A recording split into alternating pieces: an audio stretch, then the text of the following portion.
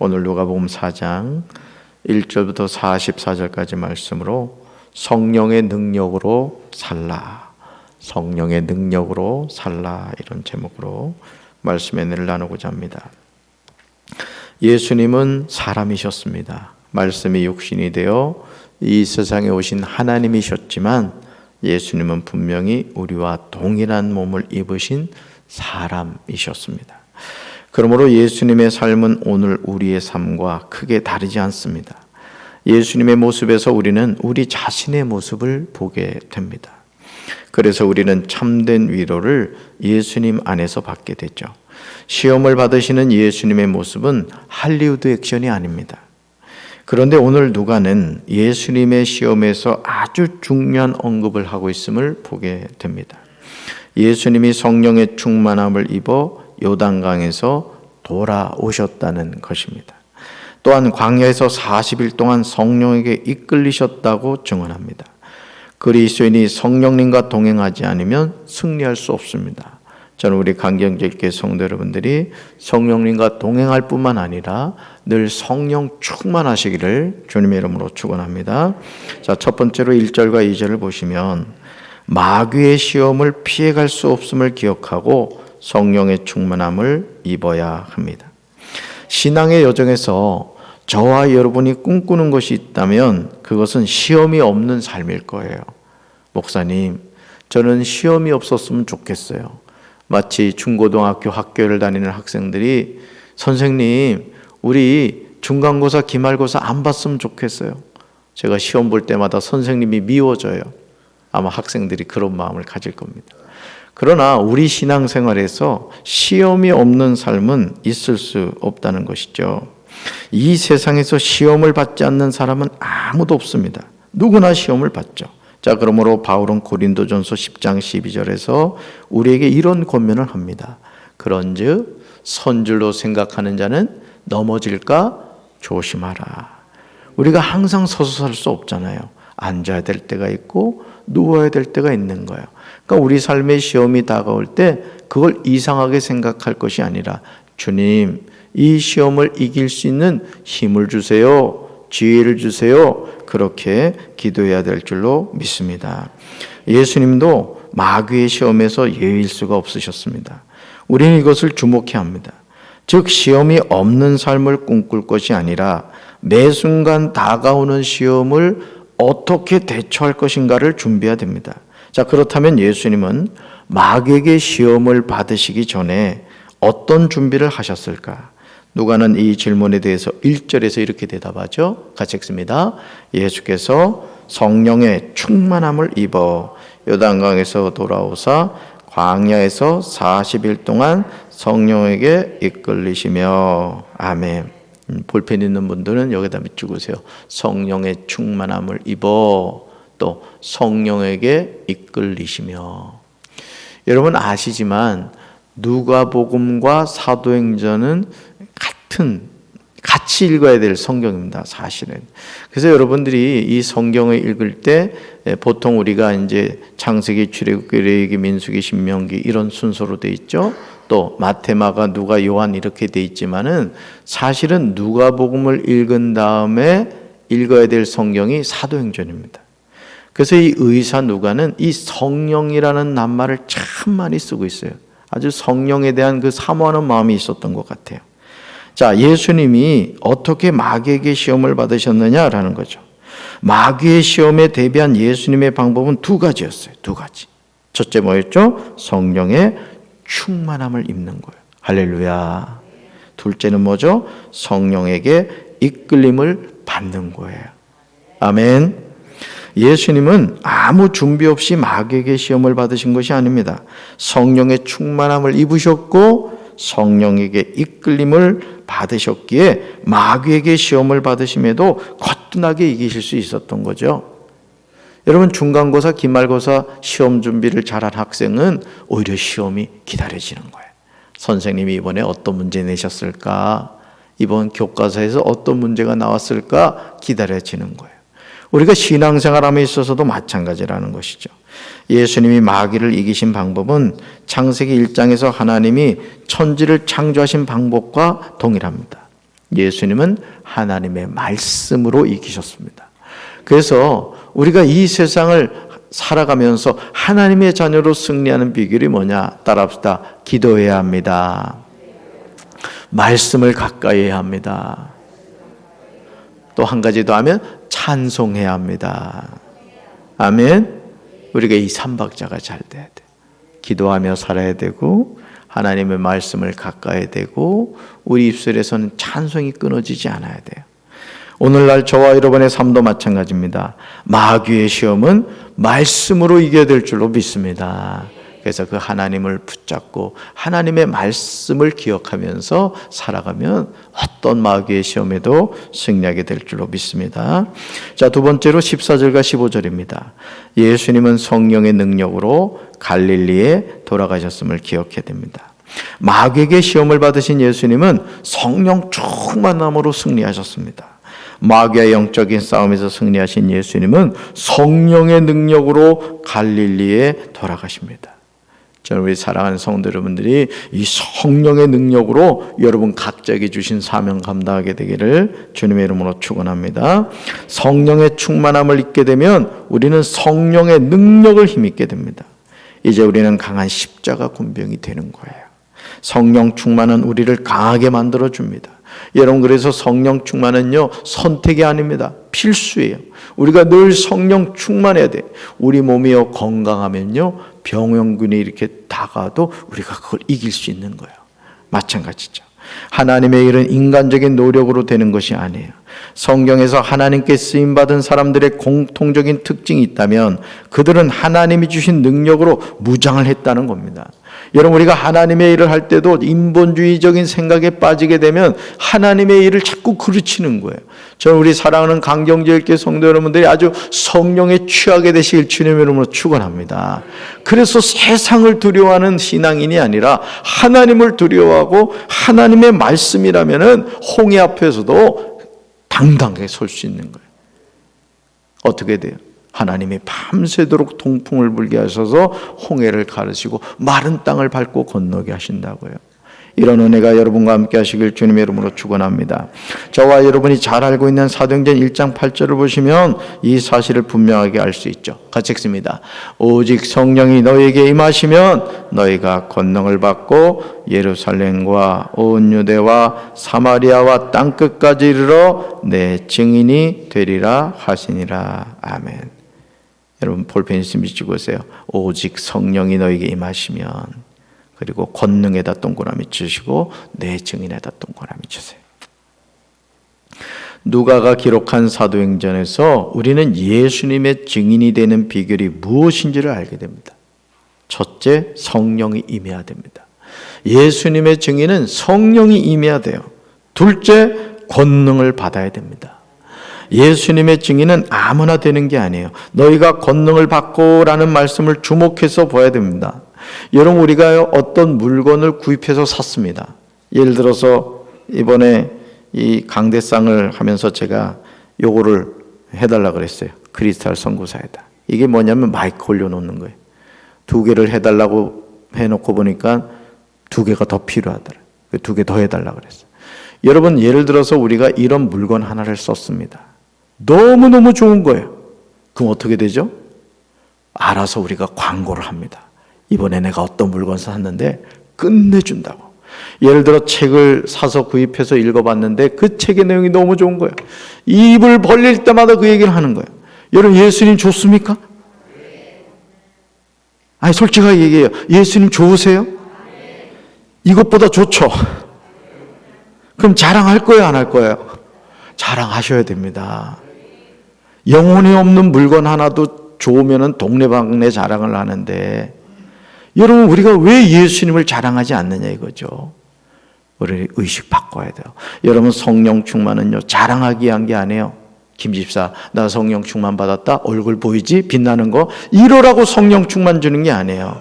입술을 벌려 예수님 전하라고. 할렐루야. 예수님의 증인은 아무나 되는 게 아니에요. 너희가 권능을 받고라는 말씀을 주목해서 봐야 됩니다.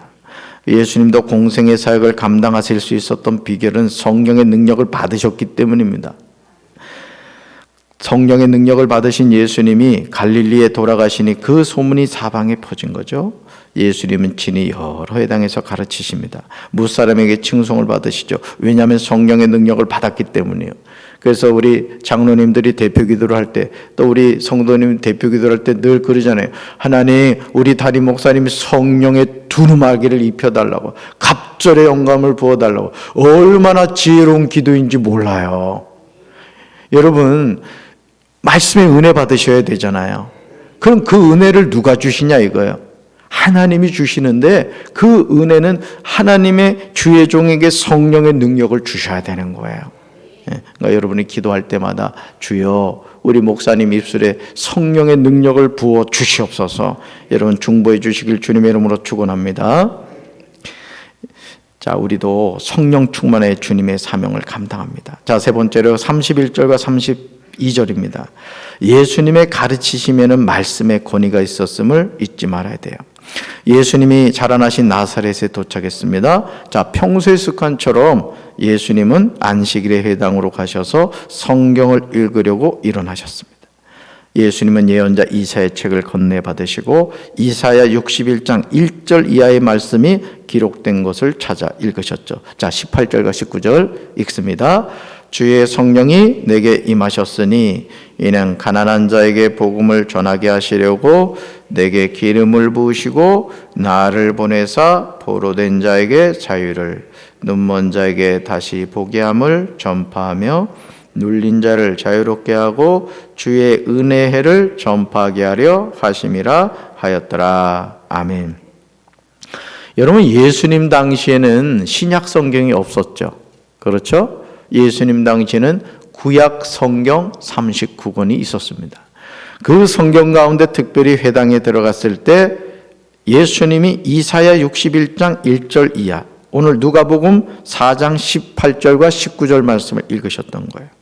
자, 누가복음 4장 18절과 19절에서 우리가 주목해 봐야 하는 구절은, 자, 볼펜 있으면 찍으세요. 주의 성령이 내게 임하셨으니 라는 부분이에요. 주의 성령이 내게 임하셨으니. 사랑하는 성도 여러분, 왜 저와 여러분이 주님의 일을 함에 있어서 성령 충만한 함을 받아야 하는지 깨달아지십니까? 성령 충만을 받아야 우리는 성령의 능력으로 사명을 감당하게 되는 거예요. 그러니까 우리 목회자들, 특별히 교회 장로님들은 목숨 걸고 성령 충만 받아야 돼요. 우리 권사님들도 마찬가지예요. 집사님들, 성도님들 마찬가지예요. 여러분 우스갯소리 같지만은 우리 강경제일교회 지나가던 강아지도 성령 받아야 됩니다. 예. 정말 그런 사모하는 마음이 있으셔야 돼요. 여러분, 우리가 술 취한 사람들 보세요. 술 기운에 의해서 움직이잖아요. 우리의 삶도 그렇습니다. 우리가 제정신 가지고 이 세상 어떻게 살아요? 성령에 취해서 살아야 돼요. 언제까지? 주님 부르심 받을 때까지. 할렐루야. 주님의 이런 능력 받아서 감당하는 거예요. 그래서 교회에서 제일 문제가 뭔지 아세요? 성령 받지 않고 열심 내는 사람이에요. 성령 받지 않고 말하는 사람들이에요. 여러분, 우리는 아주 성령에 완전히 절여져야 될 줄로 믿습니다. 배추김치 절여지듯이 그래야 돼요.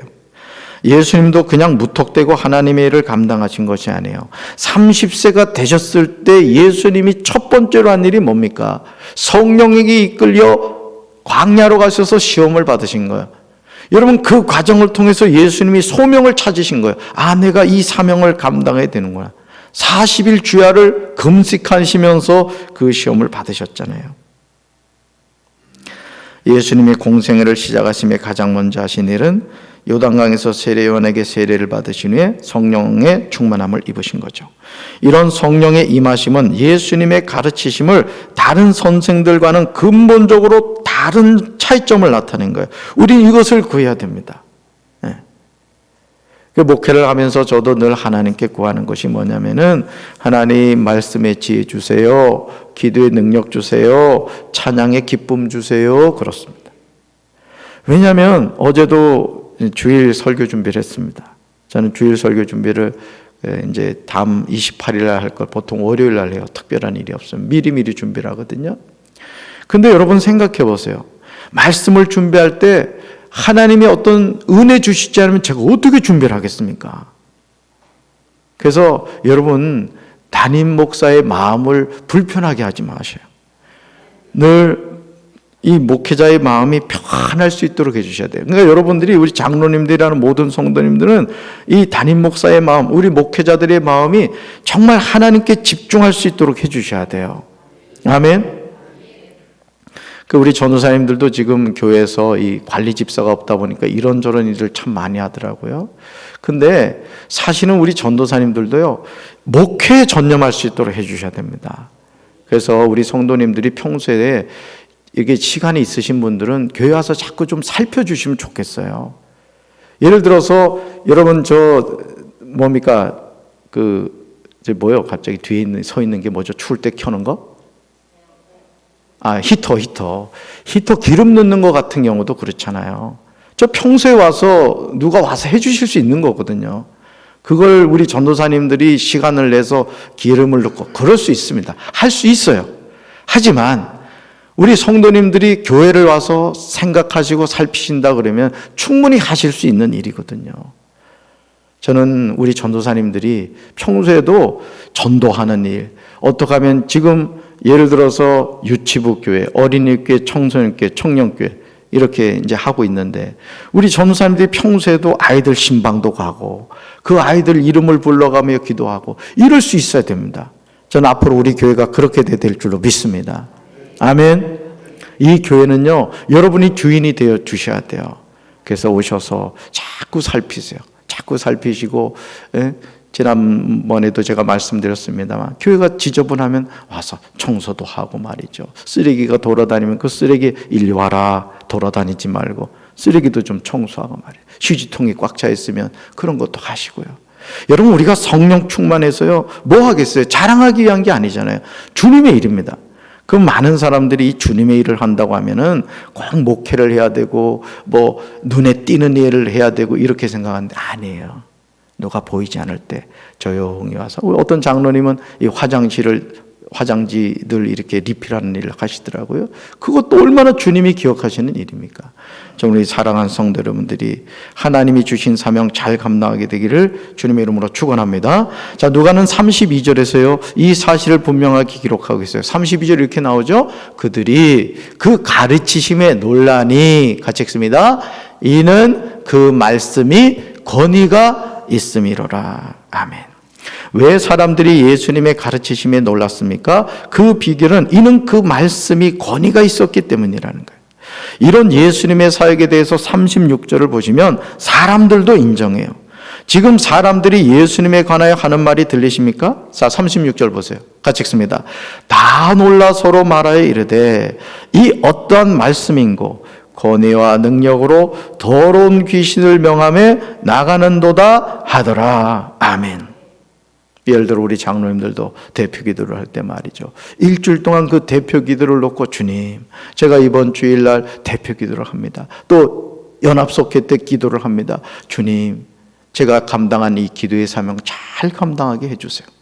여러분, 기도 한 번 한다는 게 얼마나 여러분 영광된 일인가를 여러분 기억하셔야 돼요. 그래서 여러분 수요 예배든 주일 저녁 예배든 여러분 기도할 때 충분히 기도하시고 그 기도를 하셔야 돼요. 하나님이 여러분을 축복하실 줄로 믿습니다. 사람들은 예수님이 권위와 능력으로 더러운 귀신을 쫓아낸다는 사실을 알고 있었습니다. 오늘 저는 저와 여러분에게 이런 영적 권위가 있게 되길 주님의 이름으로 축원합니다. 우리가 성령의 충만을 받으면 주님은 이런 권위를 주세요. 이 권위를 갖고 우리가 신앙생활을 해야 될 줄로 믿습니다. 자, 네 번째로 43절과 44절입니다. 하나님 나라의 복음을 전하기 위하여 부르심을 받았음을 기억해야 됩니다. 예수님이 이 세상에 오신 이유가 무엇입니까? 예수님은 자신의 사역에서 가장 중요하게 생각한 것이 무엇일까요? 자, 이런 의문에 대해서 예수님은 누가복음 4장 43절로 44절에서 분명하게 대답하세요. 저는 예수님의 이 대답이 저와 여러분의 대답이라고 믿습니다. 아니, 강경제일교회가 강경에 존재하는 이유이기도 합니다. 자, 43절과 44절 읽습니다. 예수께서 이르시되 내가 다른 동네들에서도 하나님의 나라 복음을 전하여야 하리니 나는 이 일을 위해 보내심을 받았노라 하시고 갈릴리 여러 회당에서 전도하시더라. 아멘. 예수님이 보신 사역의 가장 중요한 핵심이 뭐예요? 거다 비추고세요. 하나님의 나라 복음을 전하여야 하리니. 거다 비추고세요. 복음을 전하는 것은 선택의 문제가 아니라는 뜻이에요. 사랑하는 성도 여러분, 전도하는 일에 헌신하는 것이 부담되십니까? 그렇다면 예수님의 말씀을 주목해서 보시기 바라요. 예수님은 자신이 이 세상에 오신 이유에 대해서 하나님의 나라 복음을 전하기 위해서 오셨다고 말씀하십니다. 오늘 우리가 이 세상을 살아가는 이유가 거기 있는 거죠. 제가 최근에 발견한 놀라운 사실이 한 가지 있어요. 저에게는 그렇습니다. 저에게 와이셔츠가 여러 장 있어요. 그런데 금년 한 해 동안 저에게 부름받지 못한 와이셔츠가 있더라고요. 그래서 제가 그랬어요. 미안하다. 생각할게 그랬어요. 여러분, 우리가 하나님 앞에 쓰임받는 게 감사하죠. 저는 쓰임받게 되길 주님의 이름으로 축원합니다. 그러면 쓰임받는다는 것이 뭐냐? 오늘 주님이 우리에게 말씀하시잖아요. 내가 이 세상 왜 왔느냐? 하나님 나라 복음을 전하기 위해서 왔다는 거예요. 여러분, 그리고 44절 보시죠. 실제로 갈릴리 여러 회당에서 뭐 하셨다? 전도하셨습니다. 저는 이 거룩한 헌신에 사랑하는 강경제일교회 모든 성도가 동참하게 되시길 주님의 이름으로 축원합니다. 여러분, 직장에서 듣든지 아니 듣든지 예수님 전하셔야 돼요. 여러분이 예를 들어 사업을 하신다. 고객이 온다.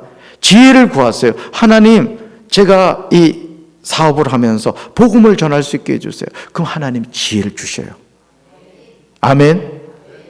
이렇게 생각하세요. 여러분을 찾아오는 모든 사람은 나의 영적인 밥이다. 밥은 맛있게 먹어야 돼요. 주님이 보내주셨으면 얼마나 감사해요. 그들에게 뭐 해야 된다? 복음을 전해야 된다는 거예요. 강경제일교회가 전도하지 않는다면 강경제일교회는 교회의 본질적인 사명을 감당하지 않는 겁니다.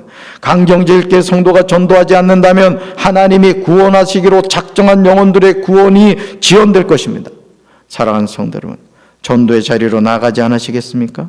저와 여러분 모두가 예수님처럼 매일 전도하며 사시기를 주님의 이름으로 축원합니다. 그런데 그 사명을 어떻게 감당한다? 성령의 충만함을 받아 성령의 능력을 받아야 될 줄로 믿습니다. 성령에 취하면 영원히 보이는 거예요. 이런 은혜가 여러분과 함께 하시길 주님의 이름으로 축원합니다. 하나님 아버지 감사합니다. 우리 예수님이 이 세상 전도하러 오셨다고 했습니다.